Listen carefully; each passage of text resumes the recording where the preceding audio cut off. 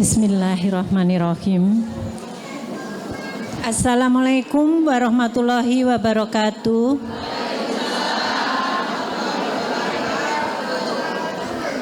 Alhamdulillahirabbil alamin wa bihi nasta'inu ala umurid dunya waddin.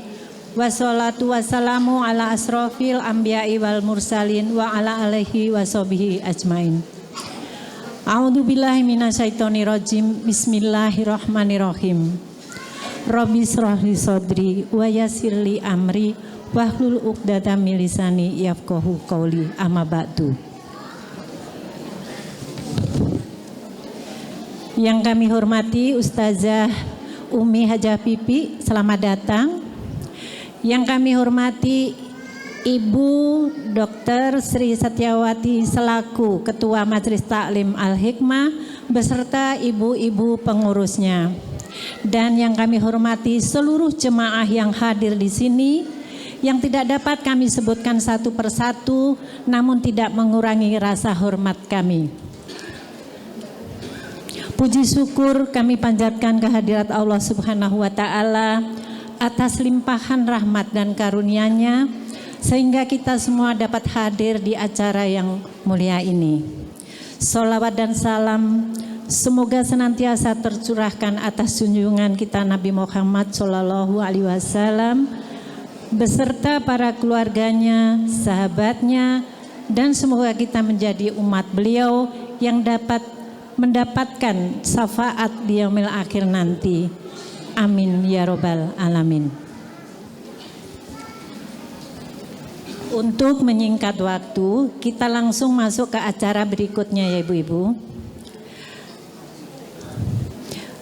Acara selanjutnya yaitu pembacaan ayat suci Al-Quran yang akan dilantunkan oleh Ibu Emilia, yaitu membaca surat Al-Quran yaitu surat Al-Hasr 59 ayat 18 sampai 20 dan akan diteruskan sarari tilawah yang akan disampaikan oleh Ibu Eni. Silakan Bu Emil dan Ibu Eni. Assalamualaikum warahmatullahi wabarakatuh. Ibu-ibu sekalian, kami pada kesempatan siang ini kami berdua akan membacakan surat 59 Al-Hasr dari ayat 18 sampai 20 berikut terjemahannya. A'udzu billahi minasyaitonir rajim. Bismillahirrahmanirrahim. Ya ayyuhalladzina amanu taqullah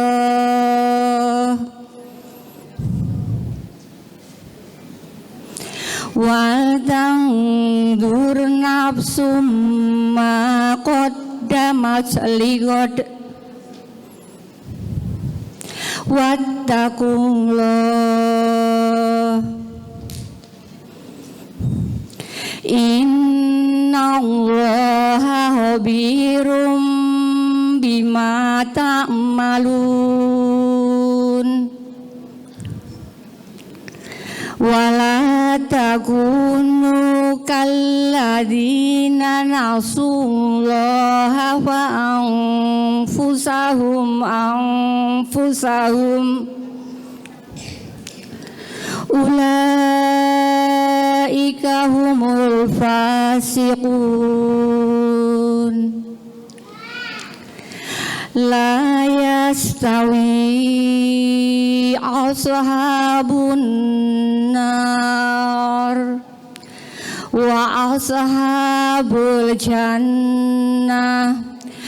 Ashabul jannati humul faizun. Shadaqallahul azim. Aku berlindung kepada Allah dari godaan setan yang terkutuk. dengan menyebut nama Allah yang Maha Pengasih lagi Maha Penyayang. Wahai orang-orang yang beriman, bertakwalah kepada Allah dan hendaklah setiap diri memperhatikan apa yang telah diperbuatnya untuk hari esok atau akhirat. Dan bertakwalah kepada Allah. Sesungguhnya Allah Maha mengetahui apa yang kamu kerjakan. Dan janganlah kamu seperti orang-orang yang lupa kepada Allah, lalu Allah menjadikan mereka lupa kepada diri mereka sendiri. Mereka itulah orang-orang yang fasik. Tiada sama penghuni-penghuni neraka dengan penghuni-penghuni surga. Penghuni-penghuni surga itulah orang-orang yang beruntung. Maha benar Allah dengan segala firman-Nya. Waalaikumsalam warahmatullahi wabarakatuh.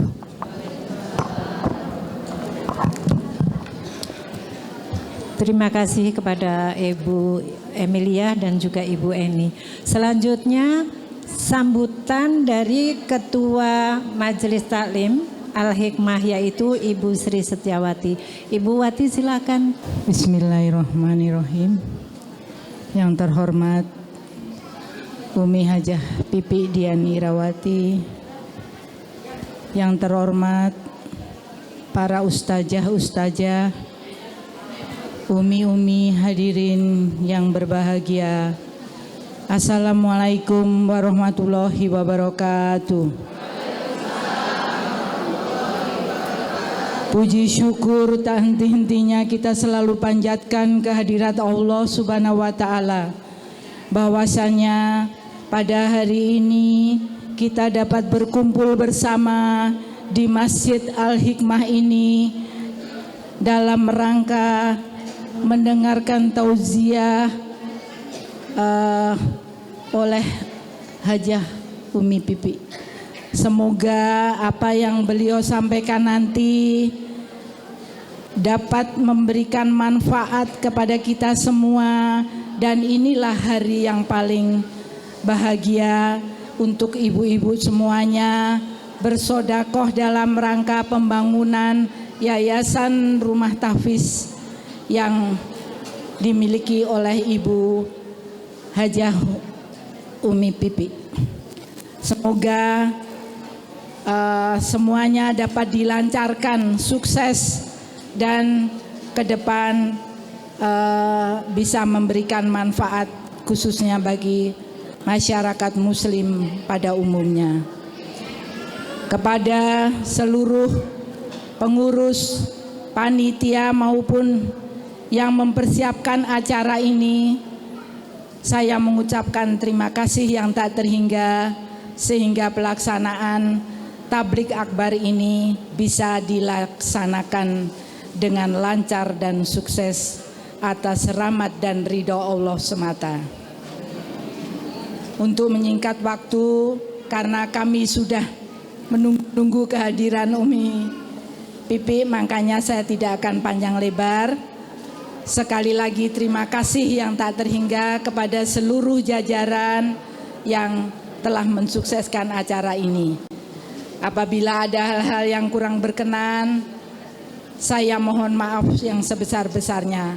Kesalahan ada di saya sendiri, dan apabila kebaikan itu untuk kita semua dari Allah Subhanahu wa Ta'ala. Wabillahi taufik wal hidayah. Wassalamualaikum warahmatullahi wabarakatuh.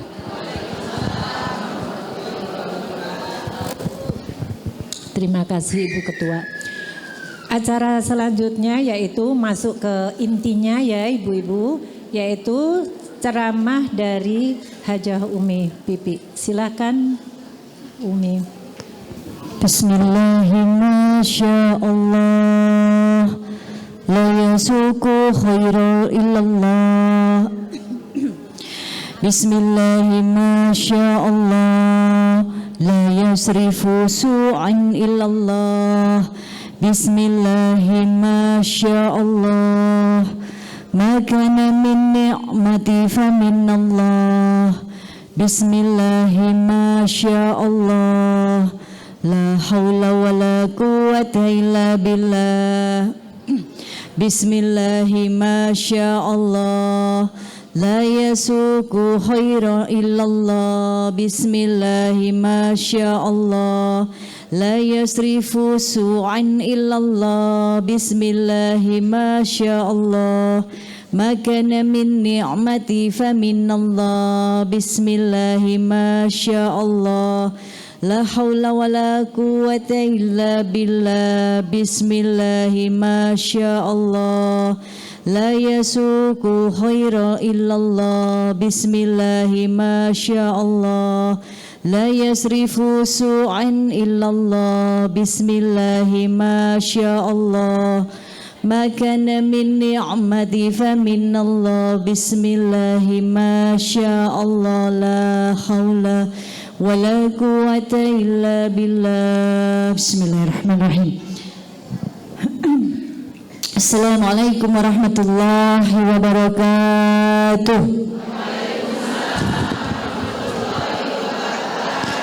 Subhana malikil kudus, subhana malikil kudus, subhana zil mulki wal jabarut, subhana zil mulki wal jabarut, subhana zil izzati wal azamati wal qudratihi wal haibatihi was sultan wal a'lai wal kibriyai wal jabarut wal jalali wal jamali wala yamutu wala yafutu abada. Subuhun kudusun Rabbuna wa Rabbul malaikati wa ruh. Subhanallah alhamdulillah la ilaha illallah Allahu akbar. La hawla wa la quwwata illa billahil aliyyil azim. Allahumma salli ala sayyidina Muhammad. Allahumma salli ala sayyidina wa habibina wa syafi'ina wa maulana Muhammadin wa ala alihi wa sahbihi ajma'in. Rabbi israh li sadri wa yassir li amri wahlul 'uqdatam min lisani yafqahu qawli amma ba'du. Ya ayyuhalladzina amanu ittaqullaha haqqa tuqatih wa la tamutunna illa wa antum muslimun. Hai orang-orang yang beriman, bertakwalah engkau dengan sebenar-benar takwa kepadanya, dan janganlah engkau mati sebelum jadi terkecuali muslim, ya. Janganlah kita mati sebelum Islam. Islam yang seperti apa? Bukan Islam yang hanya di KTP saja Islamnya, tetapi Islam yang gak mau sholat. Janganlah kita mati sebelum kita Islam. Islam yang syahadatnya benar, Islam yang sholatnya benar, yang gak ninggalin sholat, yang sholat. Kalau gak sholat ya bukan Islam. Islam yang puasa, Islam yang zakat, ya, Islam yang mau mengeluarkan zakatnya, Islam yang pergi haji jika mampu, ini, ya. Maka janganlah kita mati nih sebelum kita melakukan hal-hal yang tadi, rukun-rukun Islamnya. Na'udzubillah min dzalik, ya.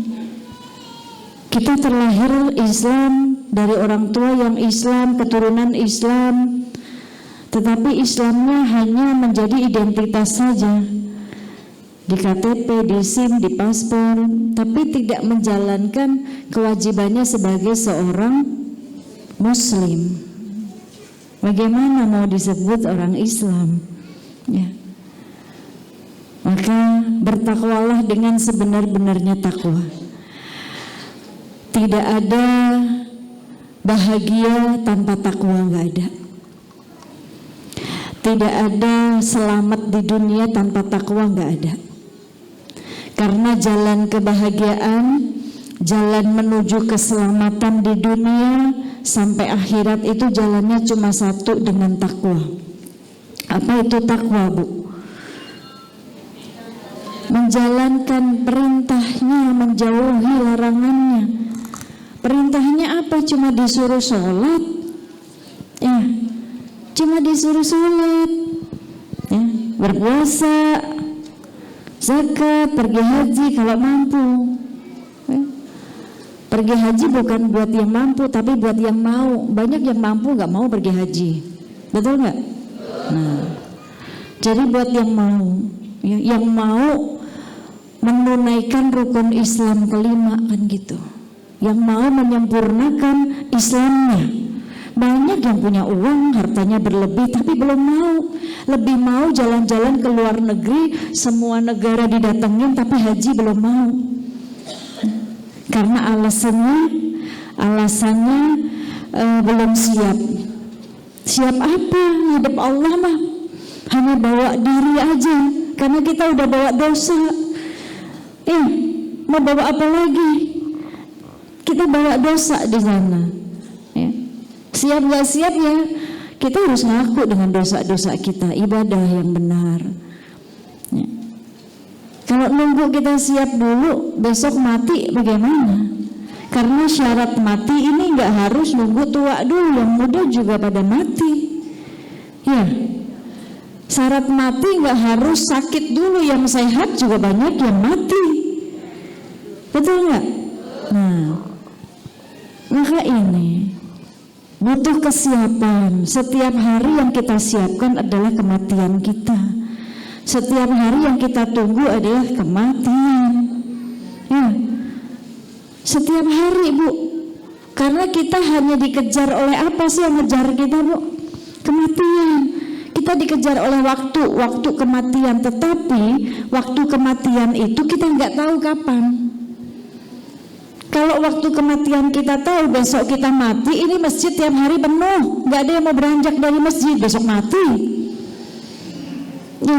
Dari sholat duha nunggu sampai sholat zuhur, dari sholat zuhur nunggu lagi sampai sholat asar, terus maunya amal ibadah 24 jam tuh kayaknya bisa khatam Quran kalau besok mati. Ya. Betul nggak? Tapi kematian dirahasiakan oleh Allah waktunya. Gak ada yang tahu kapan kita mati. Gak ada yang tahu. Maka saat ini kita hanya dikejar oleh waktu, yaitu kematian. Kematian masing-masing. Maka bertakwalah dengan sebenar-benarnya takwa kita kepada Allah. Orang yang punya masalah, kalau dia bertakwa kepada Allah, dia jalankan perintah Allah dengan sholat, minta tolongnya ke Allah dengan sholat, terus dia bersabar, Allah berikan solusi dalam setiap permasalahannya, diberikan jalan keluar yang baik dari Allah. Karena biasanya kalau jalan keluar dari kita ini masih pakai hawa nafsu, maka jangan pernah mengambil keputusan dalam keadaan nafsu kita lagi tinggi. Jangan mengambil keputusan apapun saat kita lagi marah, karena yang ngambil keputusan bukan kita, ya, hawa nafsu kita. Ada andilnya setan, sedangkan setan musuh yang nyata buat manusia. Ya, itu. Orang yang takwa, yang punya masalah lalu dia bertakwa, Allah berikan jalan keluar dari setiap permasalahannya. Yang tidak punya uang, ya, sempit ekonominya, terhimpit perekonomiannya, bertakwa kepada Allah, datengin Allah yang maha memberikan rezeki, yang maha kaya. Dengan apa? Dengan takwa Allah mudahkan, Allah kasih rezeki dari arah yang tidak disangka-sangka. Itu janji Allah buat orang-orang yang bertakwa. Wa may yattaqillaha yaj'al lahu makhraja wa yarzuqhu min haitsu la yahtasib. Wa may yatawakkaltu 'alallahi fa huwa hasbuh. Barang siapa yang bertakwa kepada Allah dengan sebenar-benarnya takwa, ya, dia bertakwa kepada Allah, Allah berikan jalan keluar dari setiap permasalahannya. Dan yang bertakwa kepada Allah, Allah berikan rezeki dari arah yang tidak disangka-sangka. Ini takwa. Jadi nggak perlu khawatir, nggak perlu takut. Allah Maha Kaya, mintanya minta Allah saja. Minta supaya Allah ini ada di hati kita. Jangan harta di hati kita, sempit nanti hatinya.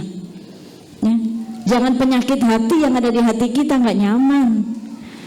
Jangan makhluk yang ada di hati kita, nggak tenang. Setiap hari yang dipikirin makhluk, setiap hari yang dipikirin makhluk, ya, nggak tenang hidup. Tapi kalau yang di hati cuma Allah, tenang insya Allah. Karena orang-orang yang sukses dengan dirinya bisa tenang, bahagia hidupnya, tenang, karena mereka menempatkan Allah satu-satunya di hati mereka. Para aulia Allah, para waliullah yang hidupnya tenang, nggak hubud dunia, ya, nggak memikirkan dunianya, hanya memikirkan kematian, hanya memikirkan amal soleh. Mereka menempatkan, ya, Allah di hati mereka dengan sebaik-baiknya, dengan rasa takut, dengan rasa malu, maka hidupnya tenang. Alladzina amanu wa tatma'inul qulubuhum bizikrillah. Ala bizikrillah tatma'inul qulub. Mereka orang-orang yang tenang adalah yang senantiasa berzikir mengingat Allah. Karena hanya dengan mengingat Allah hati menjadi tenang, hati mereka menjadi tenang. Ini coba ibu tiap hari yang diingat makhluk, diingat suami, ya, suami belum pulang-pulang diingat terus, ya.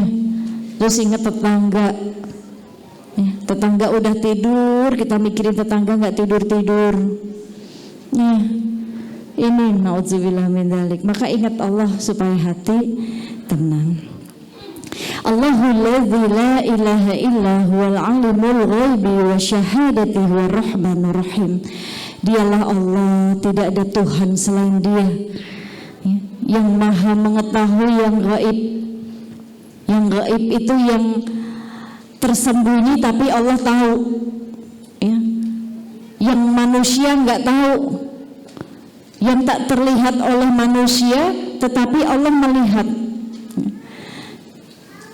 Kira-kira apa yang tak terlihat oleh manusia tapi Allah melihat? Kira-kira apa, Bu?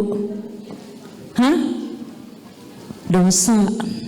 Dosa kita satu sama lain nih gak ada yang tahu. Betul, Bu? Gak ada yang tahu dosa kita satu sama lain karena dosanya gak kelihatan. Dosanya gak terlihat, dosanya gak tercium. Tapi Allah tahu dosa-dosa kita. Ya, Allah lihat dosa-dosa kita. Kita biasa manusia menutupi dosanya dengan manusia lainnya, ya, karena malu pasti kalau dosa-dosanya kelihatan, apalagi tercium. Nauzubillah min dzalik. Ya. Ini kalau dosa saya nih ditampakkan sama Allah, dosa saya dalam setiap kali saya bermaksiat dengan anggota tubuh saya, mata saya bermaksiat, telinga saya bermaksiat, lisan saya bermaksiat, tangan kaki kemaluan saya bermaksiat. Lalu dari setiap maksiat dari anggota tubuh ini keluar aroma yang sangat bau busuk, gak ada yang mau deket-dekat. Bahkan di kursi gak mau didudukin oleh saya, saking baunya. Tetapi Allah gak tampakkan dosa kita, bahkan tercium juga enggak. Kita cuma punya dosa yang nanti kita bawa, dosa dan amal yang kita bawa. Tapi gak tahu banyakan amalnya, banyakan dosanya, kan cuma Allah yang tahu. Ya, barangkali saat kita beramal ada ridho Allah. Barangkali juga bisa jadi saat kita beramal ada murkanya Allah. Ya. Barangkali saat kita bermaksiat Allah murka di situ. Ya, nauzubillah min dzalik. Maka kita semua cuma punya dosa satu sama lain.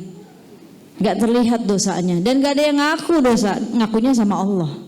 Gak mungkin kita satu sama lain nih, sama teman kita ngaku dosa, ya, saya habis berzina loh, nggak mungkin, ya Bu.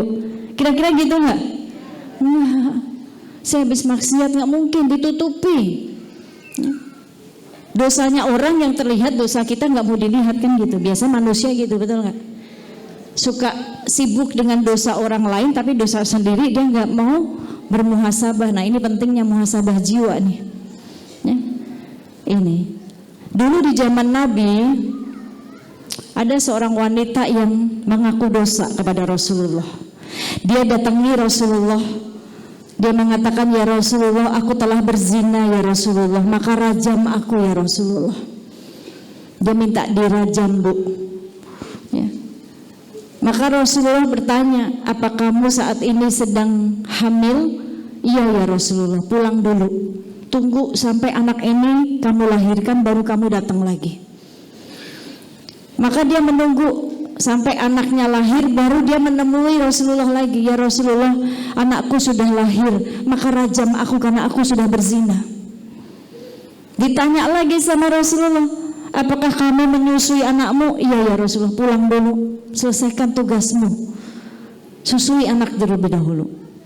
Menyusui kan bisa 1 tahun, 2 tahun. Sampai akhirnya setelah menyelesaikan tugasnya, dia datang lagi menemui Rasulullah. Ya Rasulullah, aku sudah menyusui anakku, maka rajam aku karena aku telah berzina ya Rasulullah. Akhirnya dirajam oleh Rasulullah, ya, sampai dia meninggal. Setelah itu Rasulullah menyolatinya. Abu Bakar bertanya, ya Rasulullah, kenapa kau solati? Dia seorang pezina, ngapain disolati? Apa jawab Rasulullah?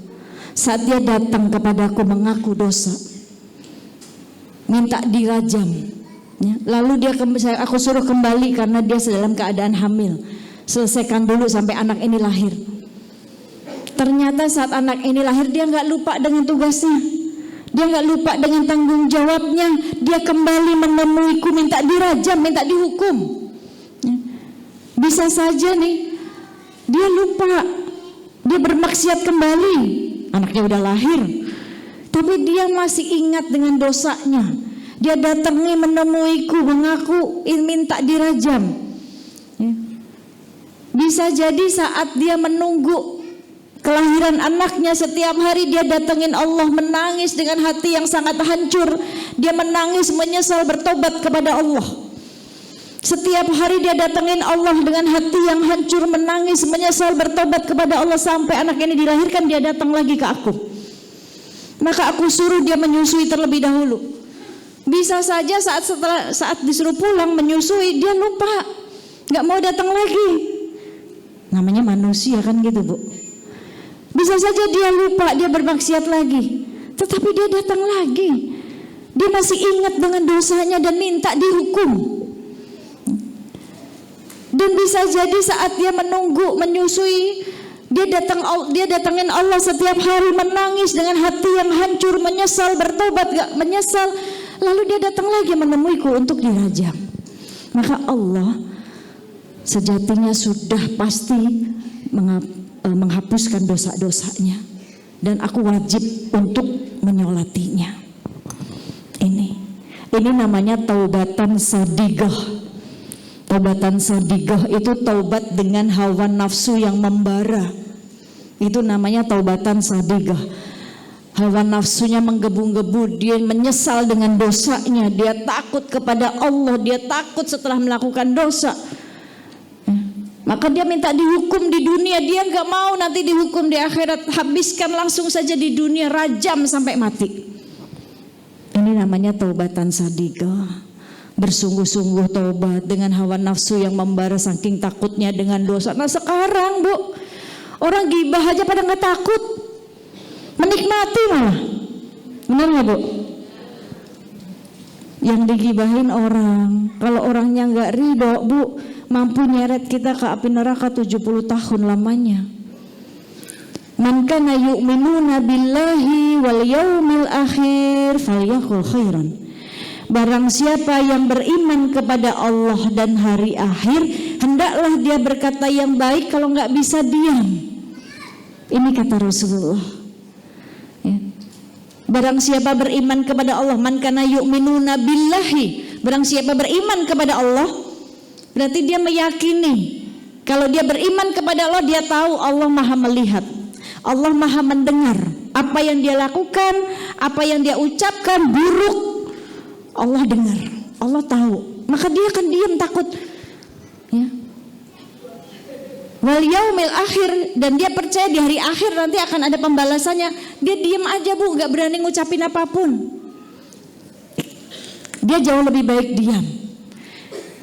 Diam dengan baik sangka jauh lebih baik daripada bicara dengan buruk sangka, merugikan diri kita sendiri, ya.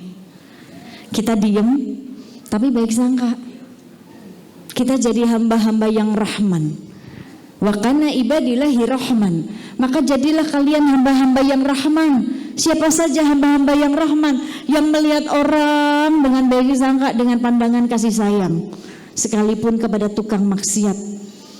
Ya, pada ahli maksiat dia pandangi dengan kasih sayang. Man kana ibadillahi rahman, siapa hamba-hamba orang yang Allah yang rahman. Saat dia melihat orang yang bermaksiat, dia nggak benci, tapi dari lisannya dia doakan kepada Allah, ya Allah, kasihan dia hambamu lagi tersesat, beri hidayah ya Allah ini. Karena dia tahu Allah saja maha pengasih penyayang, masa kita benci sama orang yang bermaksiat, benci sama perilakunya, tapi doain dia hamba Allah juga, jangan dibenci, dirangkul bu, ya dirangkul, bukan dijudge, bukan dipukul, tapi dirangkul. Dakwah itu harus merangkul orang, jangan mukul orang, sakit kalau dipukul bu. Kita kalau dipukul juga nggak mau, tapi kalau kita lagi sakit dirangkul pasti kita seneng. Betul nggak bu? Anak kita lagi sakit, kita rangkul seneng bu. Tapi anak kita lagi sakit, misalkan dia terjatuh, ulahnya dia, tapi kita makin pukul, makanya pelan-pelan kalau jalan, stres tuh ibu. Ya. Kalau dipukul dia makin sakit, tapi coba dirangkul, ya Allah sayang, hati-hati ya. Dia makin seneng, dia merasakan kasih sayang, itu Allah bu. Allah dipenuhi kasih sayang, dia nggak pernah benci dengan hambanya. Hambanya malam bermaksiat sampai pagi hari, Allah masih bentangkan tangannya menunggu siapa hambanya mau bertobat. Hambanya bermaksiat pagi hari, Allah masih bentangkan tangannya sampai malam hari siapa hambanya mau bertobat. Masa kita dijamin surga juga belum benci sama orang? Mukul orang, dakwah itu bukan mukul orang, bukan. Siapa yang mau mendakwahi orang-orang yang bermaksiat kalau bukan kita yang biasa hadir di majelis ilmu? Siapa yang mau mendakwahi mereka para pekerja malam kalau bukan kita yang biasa duduk di majelis ilmu? Kalau dakwah begini, ini mah ahli majelis semuanya udah pada tahu ilmunya, tinggal diamalin doang kan gitu. Lalu mereka siapa kalau bukan kita yang meluk, jangan dipukul. Lihat dakwahnya Rasulullah, penuh dengan kasih sayang. Wa ma arsalnaka illa rahmatan lil alamin. Aku utus engkau Muhammad untuk menyebarkan rahmat ke seluruh alam. Allah, rahmatnya Allah besar. Tetapi rahmatnya Allah ada pada diri kekasihnya baginda Nabi Muhammad SAW, untuk menyebarkan rahmat ke seluruh alam, kasih sayang. Maka berdakwalah seperti yang dicontohkan oleh Rasulullah, bukan dakwah yang nilai ibadah orang lain, dakwah yang nilai amalan orang lain. Ini kalau ngelakuin maulid bid'ah, jangan ikutin dia. Nauzubillah min dzalik. Yang bisa menilai kita cuma Allah. Jadi di akhir zaman ini banyak sekali manusia-manusia yang jadi panitia masuk surga. Ya, mereka jadi panitianya. Ya. Para habaib ngelakuin maulid dibilang bid'ah, nggak boleh dan segala macamnya. Dia merasa paling benar sendiri. Nauzubillah min dzalik. Padahal yang berhak menilai kita hanya Allah. Yang berhak menilai amal kita, ibadah kita hanya Allah. Kita belum pada dijamin masuk surga, jadi jangan pada sombong dengan amalan masing-masing. Ya, ini Allah lihat ya. Di zaman Nabi banyak yang ada yang ngaku dosa dengan dosanya. Nah sekarang ya, orang sudah nggak takut dengan dosanya masing-masing. Ya, maka pentingnya kita bermuhasabah. Dialah Allah yang maha mengetahui, al-alimul ghaibi, yang maha mengetahui yang gaib. Selain dosa yang gaib, yang nggak terlihat oleh Allah tuh, yang terlihat oleh Allah nggak terlihat oleh makhluk, apa bu selain dosa? Tadi kan dosa nih, yang terlihat oleh Allah tapi makhluk nggak lihat. Selain itu apa bu? Yang Allah tahu, Allah lihat, tapi kitanya nggak tahu. Hati, kalau amal Allah tahu lah. Kita juga tahu amalan kita. Hati bu, ibu tahu keadaan hati saudara-saudara ibu sendiri. Ibu juga nggak tahu keadaan hati saya. Saya nggak tahu keadaan hati ibu-ibu di sini. Barangkali yang di ujung ada hatinya yang lagi duduk di sini lagi sedih, maka dia hadir di majelis. Ada sebelah sana hatinya lagi kesel banget, lagi sumpek, maka dia hadir di majelis. Ada yang hatinya lagi bahagia, ada yang hatinya lagi bingung, mikirin habis ini ditagih orang bayar hutang. Dia hadir di majelis supaya dapat solusi. Ya, nggak ada yang tahu keadaan hati kita masing-masing. Tapi Allah Maha mengetahui, dan hati itu spesial, Bu. Hati spesial, ya. Kenapa hati ini spesial? Kenapa hati ini lebih berharga dari apapun yang kita punya? Mobil kita, rumah kita, harta kita, jabatan kita, lebih berharga itu semua dari hati kita. Kenapa? Karena hati tempat pandangannya Allah. Hati tempat Allah memandang. Hati itu menjadi tempat Allah memandang, tempat Allah memberikan hidayahnya, memberikan cahaya hidayahnya ke dalam hati. Jadi hati jadi tempat, Bu. Allah lihat hati dan amal kita. Allah nggak lihat harta kita, nggak dilihat sama Allah. Ya. Pakaian kita nggak dilihat sama Allah. Ya. Mau mahal, mau murah, mau beli di online, mau beli di butik, nggak dilihat sama Allah. Nggak dilihat harganya maksudnya. Kalau pakaiannya pasti dilihat. Orang-orang beriman pasti pakaiannya yang tertutup bukan terbuka kan gitu. Harta nggak dilihat, jabatan apalagi nggak dilihat. Bahkan rupa kita pun nggak dilihat sama Allah. Mau itu rupa habis disetrika, kan ada tuh setrika wajah. Benar nggak? Wajah udah bagus-bagus disetrika. Mau itu wajah baru habis ditarik sama benang. Sekarang mah aneh ya, Bu. Ada layangan yang ditarik, ini wajah ditarik-tarik. Mau itu alis, bibir habis disulam tuh. Sulam mah baju. Sekarang aneh, Bu. Ya. Sekarang alis disulam, bibir disulam. Ya. Padahal harusnya baju yang disulam biar cantik. Ya. Merawat boleh nggak? Boleh merawat, tapi merubah yang nggak boleh. Merubah jangan. Karena nanti kita akan ditanya, semua anggota tubuh kita yang dikasih oleh Allah akan dimintai pertanggungjawabannya. Kita harus ya memberikan wajah asli kita, bukan wajah yang sudah dirubah. Bisa nggak kita? Nggak bisa. Ya kan gitu. Maka jangan dipermak-permak. Baju aja udah dipermak. Ya, wajah jangan. Tapi dirawat boleh. Ya ini. Nggak dilihat, Bu, rupa kita sama Allah. Ya, tapi karena Allah hanya melihat hati dan amal kita, ya, hati dan amal kita. Nah kalau hatinya baik, pasti dia akan bisa beramal baik. Maka hati menjadi tempat, wadah. Kalau tempat namanya tempat pasti harus bersih. Ini ada gelas nih. Saya mau nuangin minum. Saya lihat dulu gelasnya nih, gelasnya bersih apa enggak. Kalau gelasnya bersih, baru saya tuang minum ini ke dalam gelas. Karena tempat. Kalau gelasnya kotor saya nggak mau, pasti minta gelas yang lain buat nuangin air putih. Hati itu tempat, ya. Dan Allah melihat hati kita tempatnya bersih atau enggak. Ya. Hati tempat Allah memberikan cahaya hidayahnya. Dilihat dulu keadaan hatinya. Kalau hatinya banyak penyakit dan kitanya nggak mau nyembuhin penyakit itu, ya susah. Kan Allah tidak akan pernah merubah suatu kaum kalau kitanya juga nggak mau ngerubah. Ya, maka harus dibersihin supaya bisa beramal baik, karena Allah hanya melihat hati dan amal. Dalam tubuh kita ada 3 komponen, hati, akal, dan jasad. Kalau hatinya baik, hati ini akan jadi pemimpin. Dia akan merajai, akan memimpin akalnya untuk berpikir yang baik karena hatinya baik. Ya. Lalu akalnya berpikir yang baik, husnuzon sama semua orang yang ditemui dia husnuzon. Dengan ujian apapun dia husnuzon, baik sangka. Lalu pikirannya ini akan memimpin tubuhnya melakukan hal-hal yang baik. Matanya melihat yang baik, telinganya mendengar hal yang baik, lisannya buat berucap yang baik, tangannya untuk melakukan yang baik, kakinya untuk melangkah ke tempat yang baik. Ini kalau hatinya baik. Tapi kalau komponen hatinya buruk, hatinya akan memimpin akalnya untuk berpikir yang buruk, suuzon aja sama orang. Ya, sama ujian juga suudzon. Yang bahayanya dia berprasangka buruk sama Allah. Nauzubillah min dzalik.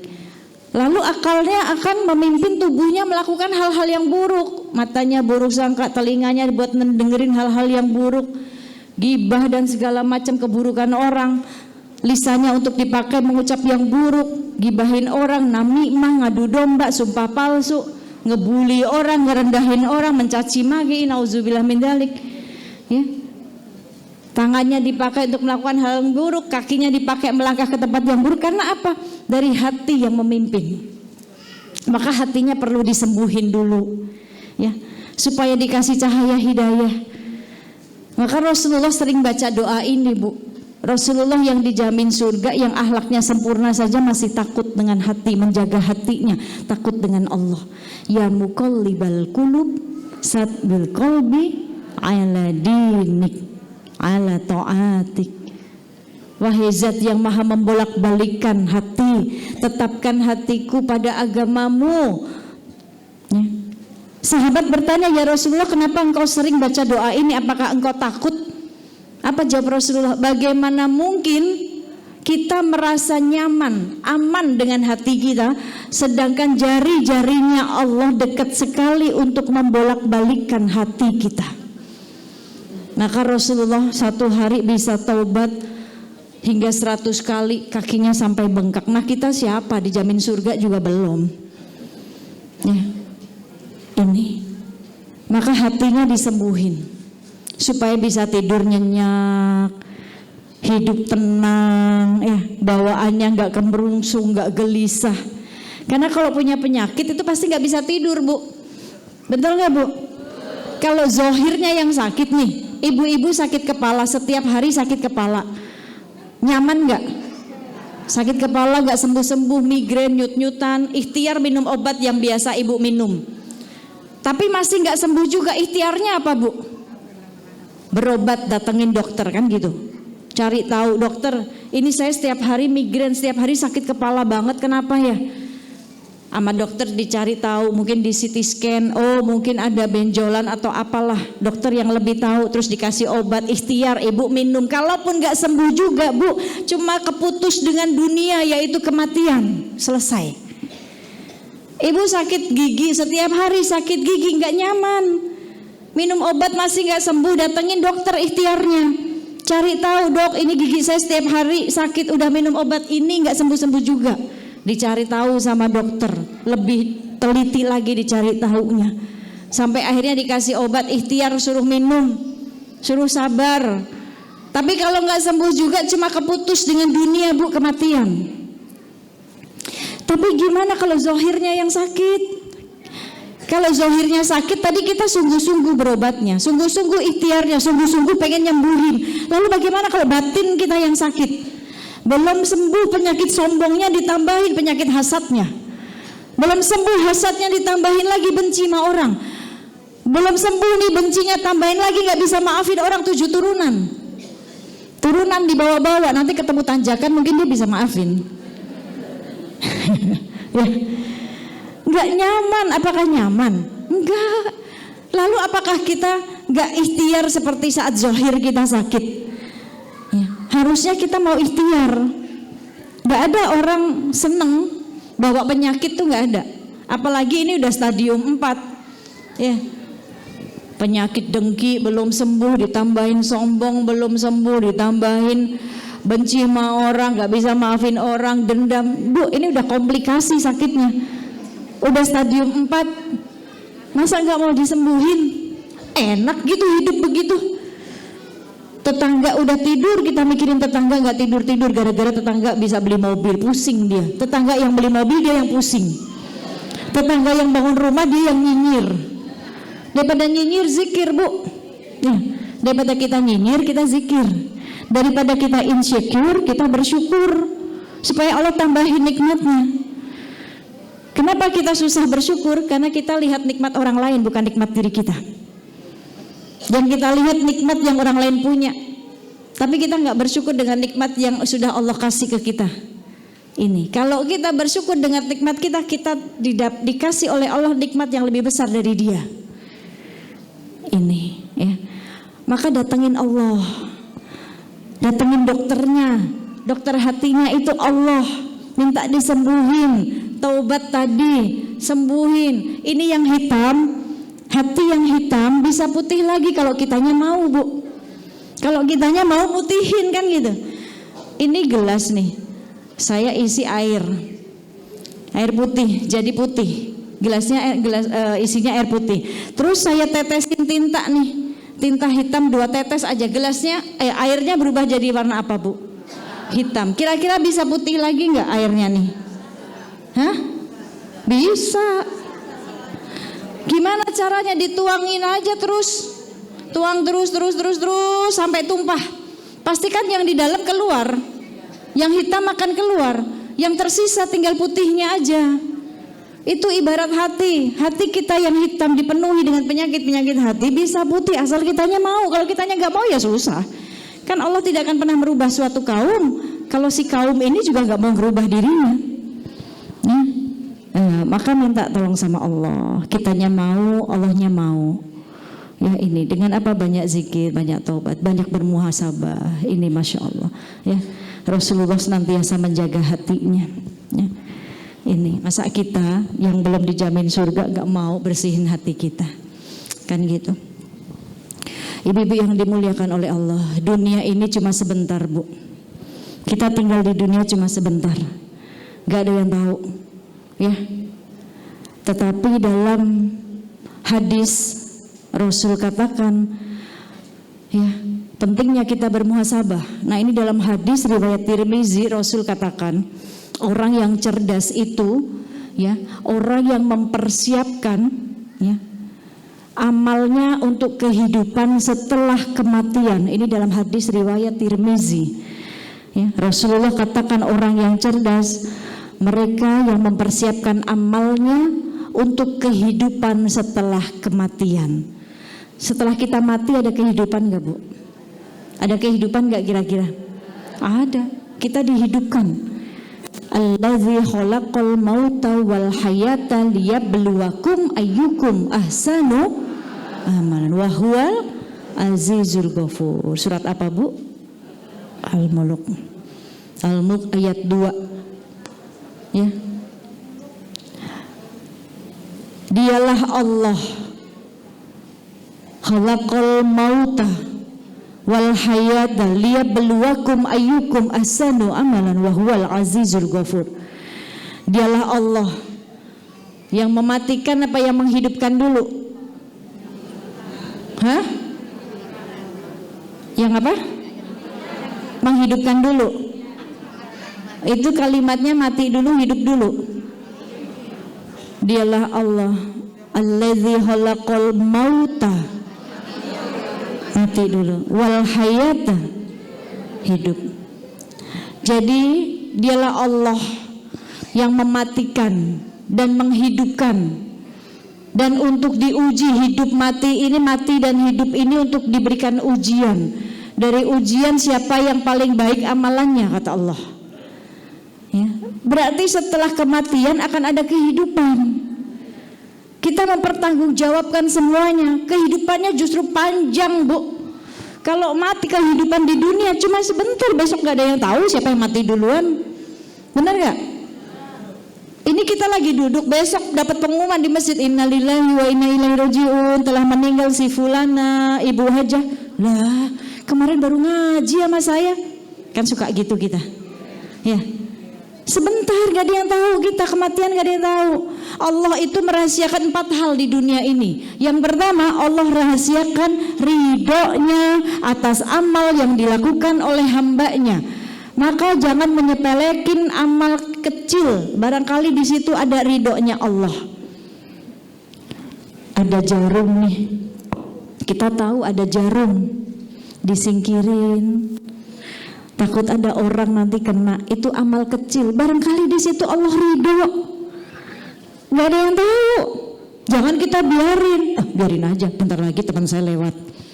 Jangan, Bu. Barangkali di situ amalan kecil tapi maksiat kecil. Barangkali ini cuma maksiat tapi dia nggak sadar itu maksiat. Ya, barangkali ada murka Allah di situ. Nauzubillah min dzalik. Ya, maka jangan menyepelekan amal kecil. di wastafel nih, kita mau nyuci tangan kita atau mau cuci muka, mau buka kerannya wastafel kita, ada semut, kita singkirin dulu semutnya Bu. Sini dulu deh, sini taruh di tembok dulu. Kalau kita buka nih semut kayak kena tsunami Bu. Ya, nah di situ amalan kecil tapi mungkin membawa ridhonya Allah. Nah kita kadang kagak, di meja ada semut kita gusrek-gusrek. Ya, jangan. Itu makhluk Allah juga Bu, dia juga butuh makan. Bu, gak ada yang ngundang semut Bu. Ibu naruh makanan itu manis, semut datang sendiri, gak ada yang ngundang. Si ibu itu bawa makanan manis, gak ada datang sendiri Bu. Ibu gak ngundang semut, enggak. Itu Allah sedang kasih rezeki sama semut. Ya jangan dirampas rezekinya. Kita kalau dikasih rezeki sama Allah, ada yang ngasih rezeki dirampas, kita marah. Semut gak bisa ngomong aja Bu. Tapi kali nanti dia bersaksi, ya Allah dia pelit banget. Cuma ketimbang kue satu aja saya digusrek-gusrek sampai mati. Kali semut bisa ngomong gitu sama Allah nanti Bu, ketimbang cuma satu kue. Ya. Nah maka satu, Allah merahasiakan ridhonya atas amal yang dilakukan oleh hambanya. Jangan nyepelein amal kecil, barangkali ada ridho Allah di situ. Ya. Yang kedua, Allah merahasiakan murkanya atas maksiat yang dilakukan oleh hambanya. Jangan ngeremehin maksiat kecil, barangkali di situ bisa jadi di situ ada murkanya Allah. Ya. Dulu di zaman Nabi Isa ada seorang laki-laki ahli maksiat. Lalu dia bertobat. Dia bilang sama Nabi Isa, saya mau ikut engkau saja, saya bertobat, saya mau ikut kemanapun engkau pergi, supaya saya nggak bermaksiat lagi, supaya saya tidak melakukan maksiat, saya ingin ikut kemanapun engkau pergi. Baik, boleh kata Nabi Isa, silahkan. Lalu dia berjalan bersama Nabi Isa. Tiba-tiba ada muncul satu orang yang ikut berjalan bersama Nabi Isa dan si orang yang bertobat tadi. Laki-laki yang ikut itu dia ahli maksiat juga, bertato, ya. Tapi dia sadar diri, dia merasa ahli maksiat, kayaknya nggak pantas banget jalan sama orang soleh, dia baik sangka. Ya, dia tahu diri dengan dirinya, saya ahli maksiat, saya kayaknya nggak pantas banget. Dia berjalannya di belakang Nabi Isa dan di belakang orang yang ahli maksiat yang baru taubat tadi. Tetapi orang yang ahli maksiat yang tadi tobat yang ikut dengan Nabi Isa melihat ada orang yang ngikutin, dia merasa nggak mau deket-deket dengan dia, ya. Karena dia merasa dia udah bertobat, dia mulia, ya. Maka akhirnya Allah menyampaikan hal ini kepada malaikat Jibril untuk disampaikan kepada Nabi Isa alaihissalam. Ya, wahai Nabi Isa, Allah menyuruhku untuk memberitahukanmu bahwa Allah sudah meleburkan dosa-dosa lelaki tersebut yang datang terakhir. Ahli maksiat tersebut Allah sudah meleburkan dosa-dosanya. Allah sudah mengampuni dosa-dosanya karena dia merasa dirinya hina. Dia merasa nggak pantas jalan dengan engkau. Allah ampuni dosanya. Dan dosanya itu diberikan kepada orang yang ikut denganmu, yang maksiat. Yang tadi yang pertama bertaubat tadi nih, ya, karena dia merasa dirinya mulia, dia hina kalau jalan sama nih orang yang ahli maksiat tadi, maka Allah timpakan dosa itu kepada dia. Nauzubillah min dzalik. Ya, maka di sini Allah merahasiakan murkanya atas maksiat yang dilakukan oleh hambanya. Dia sedang bermaksiat. Apa maksiatnya? Bentuknya Bu, sombong. Ya. Dia merasa sombong, merasa paling mulia dari orang lain. Gak ada yang tahu Bu siapa dari antara diri kita yang paling mulia. Bukan berarti saya nih duduk di sini saya mulia, saya baik, enggak. Allah yang paling tahu. Ini karena disediain kursi aja. Nih. Dan juga supaya yang di belakang bisa ngelihat saya kan gitu. Kalau nggak ngelihat, kalau saya duduk di bawah kan kasihan, begini-begini lehernya sakit nanti. Nih.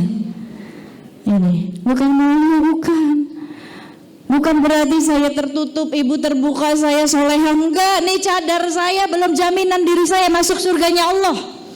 Saya enggak bangga dengan cadar saya. Saya enggak bangga merasa orang yang menjadi orang yang sangat tertutup, enggak. Nah, Enggak.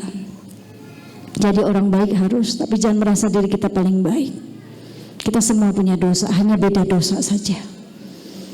Tapi orang yang cerdas, ya, orang yang bagaimana dia selalu memuliakan orang lain, tidak pernah menghina orang lain, tapi dia memuliakan dan gak minta untuk dimuliakan. Ini tugas kita, muliain, tapi gak perlu minta dibalas dimuliain, gak perlu dibalas untuk kita dibalas dengan kebaikan lagi, gak usah.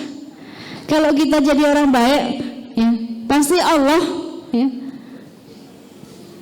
Allah akan kasih kita yang baik-baik aja. Yang balas itu Allah. Sekalipun manusia nggak balas perbuatan baik kita, kita punya Allah yang maha terbaik. Ya, manusia aja masih minta sama Allah, masa kita mengharap sama manusia? Jangan. Semakin kita berharap sama manusia, kita akan semakin kecewa. Maka dalam hidup kita, ya, lupain kebaikan kita kepada orang lain, lupain, gak usah diinget-inget, ya, lupain. Kalau diinget-inget, nanti saat kita minta tolong sama orang yang biasa kita tolong, terus orang itu gak mau nolong kita kesel nanti, kita kecewa, kita ungkit-ungkit.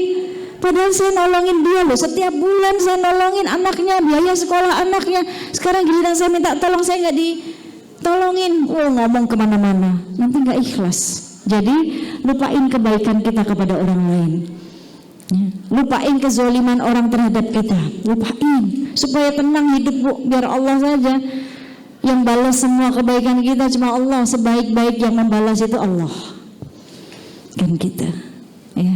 Ini maka muliain orang lain supaya Allah juga muliain kita, nggak perlu kita minta dimuliakan. Maka orang yang cerdas tadi dalam hadis dikatakan yang mempersiapkan, menyiapkan amal untuk kehidupan setelah kematian. Tadi surat Al-Mulk ayat 2, bahwa dalam kematian akan ada kehidupan, setelah mati akan dihidupkan. Jangan sampai setelah mati baru kita nyesel. Betul, Bu? Kita lagi tinggal di dunia, iya, dunia itu nyata, akhirat cuma cerita. Masa sih ada siksa kubur, mati dulu dah baru percaya. Kan gitu. Dunia nyata, akhirat cuma cerita. Kadang kita nggak percaya dengan siksa kubur. Ya mati dulu sana biar ngerasain ada siksa kubur atau enggak. Di dunia nggak usah amal soleh, coba. Pasti kita akan menyesal. Oh iya, akhirat ini nyata dan dunia sekarang jadi bahan cerita.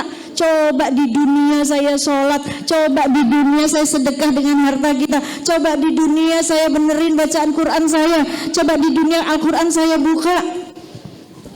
Gak akan nyesal, ya. Karena penyesalan manusia pertama kali nanti, Bu, saat sakaratul maut sudah di tenggorokan nih, Allah akan tampakkan video.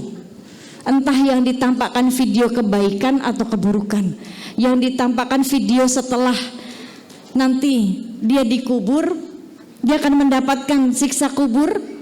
Maka saat itu dia nyesel ke Allah, ya Allah jangan dulu, tunda dulu kematian saya, ya Allah saya takut, saya belum siap, saya mau sholat, saya mau sedekah, saya mau baca Quran, saya mau nolongin orang lain, saya mau bakti sama orang tua saya, mau bakti dengan suami saya. Nyesel, Bu, udah nggak. Emang bisa gitu ditunda kematiannya? Nggak bisa, ya. Kesempatan cuma ada sekali.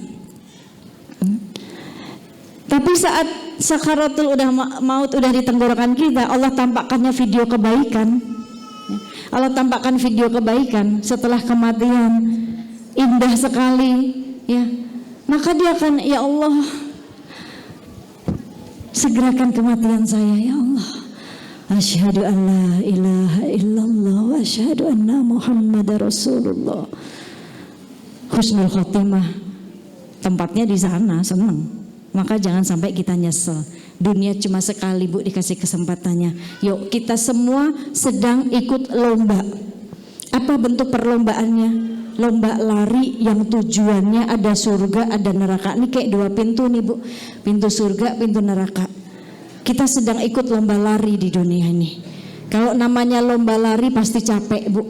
Capek karena dunia memang tempat untuk kita bersusah payah, berlelah-lelah. menempuh ujiannya masing-masing. Gak ada manusia yang gak diuji di dunia, pasti diuji. Ada di sini manusia gak punya ujian, gak pernah dikasih ujian sama Allah? Ada? Kalau ada angkat tangan, saya kasih hadiah. Ada Bu, yang di hidupnya selama hidup gak dikasih ujian sama Allah? Enggak ada. Semua dikasih ujian masing-masing, karena dunia tempatnya kita menempuh dan menyelesaikan ujian kita. Kita ikut lomba lari, finishnya ada surga dan neraka. Terserah kita mau mengarah kemana, mau nyampe di mana, startnya di dunia. Kita mau finish di surga atau di neraka? Orang yang pinter, yang beriman pasti mau finishnya di surga. Orang mabok aja kalau ditanya pengen masuk surga, pasti dia jawab masuk surga. Lagi mabok ditanya pengen masuk surga nggak, pasti dia jawab pengen masuk surga Bu. Bagaimana orang yang nggak mabok, yang dikasih iman, dikasih akal, pasti pengen masuk surga. Walaupun susah, karena surga itu diselimuti dengan hal-hal yang dibenci oleh hawa nafsu, itu surga. Mau sedekah, kayaknya berat, bentar dulu deh, saya takut besok gak bisa makan. Ya, tiba-tiba suami di PHK gimana nih, sedekahnya gak jadi, itu mau ke surga. Ya, dibenci dengan hal-hal yang dibenci oleh hawa nafsu. Tapi ke neraka senang banget Bu. Ke neraka diselimuti dengan hal-hal yang disenangi oleh hawa nafsu. Lihat minuman-minuman haram Bu, ya, dikemasnya, ditaruhnya di botolnya cakep-cakep, bikin orang tertarik. Kadang tertarik buat ngoleksi doang, bodoh banget ngoleksi minuman haram, ngoleksi botol minuman haram. Walaupun nggak diminum, tapi ngapain nyimpen di rumah kita hal-hal yang haram, kan gitu. Kita dikasih uang yang haram aja kita nggak mau. Ini nyimpen minuman yang kita nggak minum tapi buat koleksi doang botolnya. Bodoh itu namanya.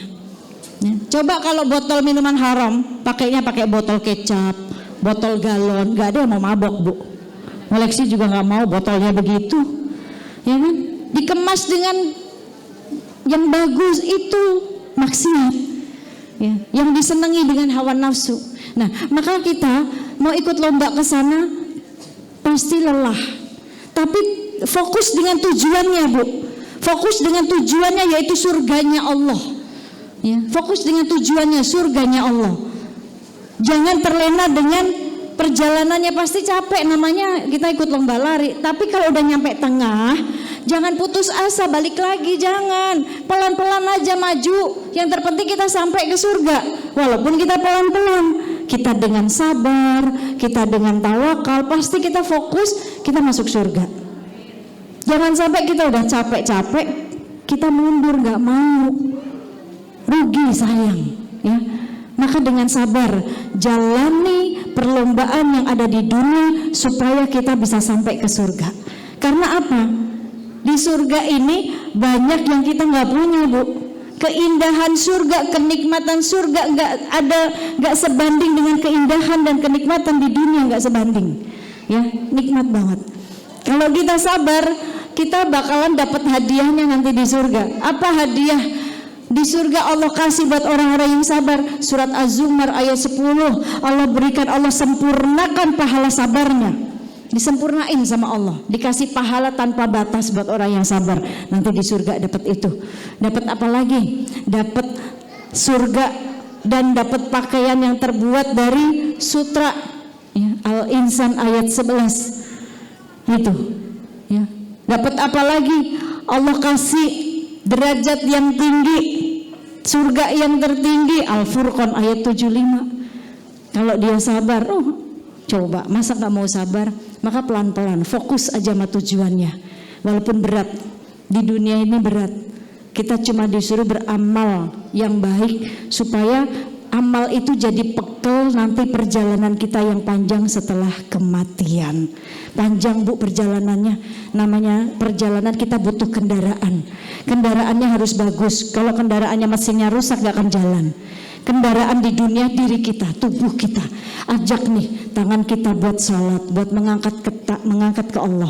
Kaki kita berdiri untuk salat, tangan kita untuk memberi, ya, bersedekah. Ini karena ini bekal kita. Lisan kita buat untuk baca Quran. Jangan buat gibahin orang, nggak penting Bu. Ya, telinga kita buat ngedengerin hal-hal yang baik. Ini bekal kita. Kendaraan kita tubuh kita.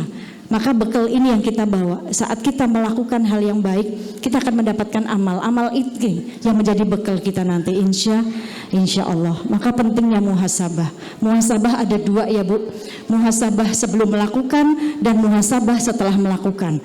Muhasabah sebelum melakukan, saat kita nih mau negur teman kita atau mau berkata walaupun bercanda, tapi kita muhasabah dulu, kira-kira kalau saya ngomong begini dia tersinggung gak ya nanti. Itu muhasabah sebelum melakukan ya, dimuhasabahin dulu ya. Lalu saat muhasabah setelah melakukan, saat kita udah terlanjur ngomong terus dia berubah pikiran dengan kita, berubah sikapnya kepada kita, kita muhasabah, oh jangan-jangan tadi saya salah ngomong ya, gara-gara saya dia begini ya Allah. Baru kita temui dia minta maaf. Karena ada nanti dosa yang Allah langsung yang turun tangan Bu, Allah yang langsung jadi hakim paling hakim, yaitu dosa manusia sesama manusia ya, yang dia belum sempat meminta maaf di dunia ya, maka Allah nanti yang langsung menjadi hakimnya. Maka ini pentingnya muhasabah. Lalu muhasabah dari apa? Dari amal kebaikan. Apa yang kita muhasabahi setelah kita beramal kebaikan? Jangan sampai amal ini kita enggak istiqomah ya, kita biasa sholat duha ya. Ternyata kita nggak bisa istiqomah sholat duhanya kalau pas pengen dapat rezeki aja ya. Lagi dikasih rezeki dia lupa sholat duha. Nah ini kita muhasabahi, ya Allah kemarin giliran nggak punya uang, saya rajin banget sholat duhanya sampai 12 rakaat. Giliran udah dikasih kesenangan, boro-boro 2 rakaat, sholat duha juga enggak. Nah ini kita muhasabahi. Amal yang kita tinggalkan, amal yang enggak bisa kita istiqomah, ini kita muhasabahi. Lalu muhasabah dari mana lagi? Dari amal buruk. Kalau kita udah melakukan amal-amal buruk, muhasabah, ya Allah jangan lagi deh ya, mulut ini untuk bergibah, amal-amal buruk saya lakukan, ya Allah jaga ya Allah. Ini muhasabah. Karena rasa takut kita akan azab-azab nerakanya Allah. Sallallahu ala Muhammad, sallallahu alaihi wasallam, sallallahu ala Muhammad, sallallahu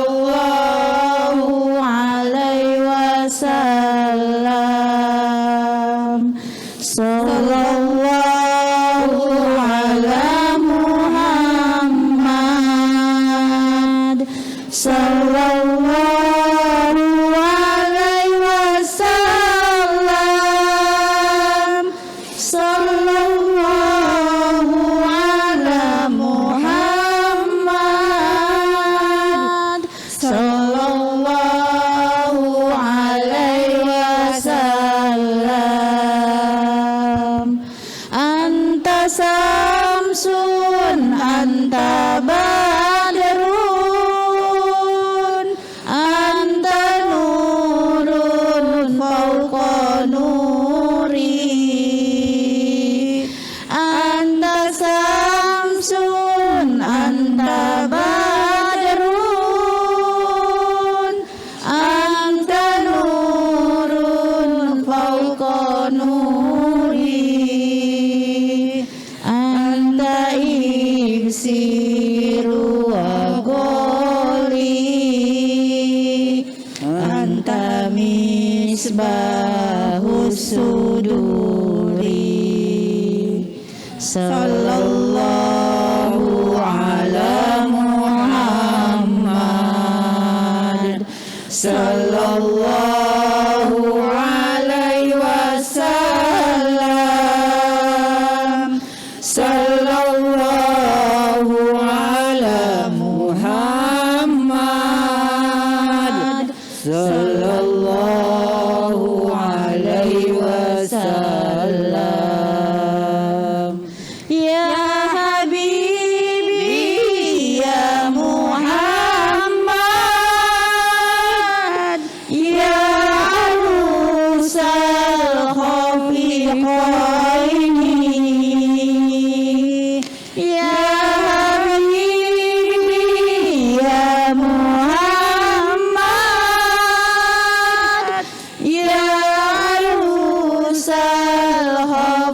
fariqaini ya muayyad ya mumajjad ya imam al-qiblataini sallallahu ala Muhammad sallallahu alaihi wasallam sallallahu ala Muhammad sallallahu alaihi wasallam sallallahu ala Muhammad sallallahu